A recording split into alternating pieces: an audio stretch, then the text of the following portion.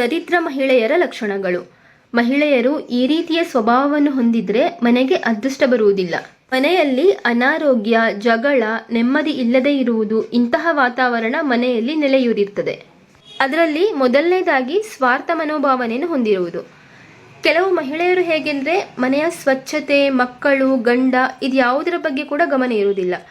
ಏನೋ ಒಂದು ಅಡಿಗೆ ಮಾಡುವುದು, ನಂತರ ಇಡೀ ದಿನ ಟಿವಿ, ಮೊಬೈಲ್ ನೋಡುವುದು ಮತ್ತು ತಿನ್ನುವುದು, ಮಲಗುವುದು, ಇದರಲ್ಲೇ ಕಾಲ ಕಳೀತಾ ಇರ್ತಾರೆ.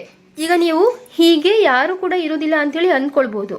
ಆದರೆ ನೋಡಿ, ನಿಮ್ಮ ಫ್ಯಾಮಿಲಿಯಲ್ಲಿ ಅಕ್ಕಪಕ್ಕದಲ್ಲಿ ಯಾರಾದರೂ ಒಬ್ಬರಾದರೂ ಈ ರೀತಿ ಇದ್ದೇ ಇರ್ತಾರೆ.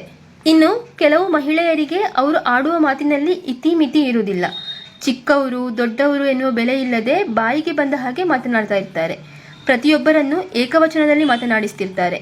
ಗಂಡನಿಗೂ ಕೂಡ 3 ಕಾಸಿನ ಬೆಲೆಯನ್ನು ಕೊಡುವುದಿಲ್ಲ. ಇತ್ತೀಚೆಗೆ ಗಂಡನನ್ನು ಫ್ರೆಂಡ್ಲಿಯಾಗಿ ಹೋಗು ಬಾ ಎಂದು ಕರೆಯುವ ಅಭ್ಯಾಸ ಹೆಚ್ಚಾಗಿರುವುದನ್ನು ನಾವು ನೋಡ್ತಾ ಇರ್ತೇವೆ. ಆದರೆ ಅವರು ಹೋಗು ಬಾ ಅನ್ನುವ ರೀತಿಯಲ್ಲಿ ಕೂಡ ವ್ಯತ್ಯಾಸವಿರ್ತದೆ. ನಾವು 10 ಜನರ ಮಧ್ಯದಲ್ಲಿ ಇರುವಾಗ ಮಾತನಾಡುವ ರೀತಿ ಬೇರೆ ಇರಬೇಕು. ಸಮಯಕ್ಕೆ ತಕ್ಕ ಹಾಗೆ ಗೌರವದಿಂದ ಮಾತನಾಡಬೇಕು.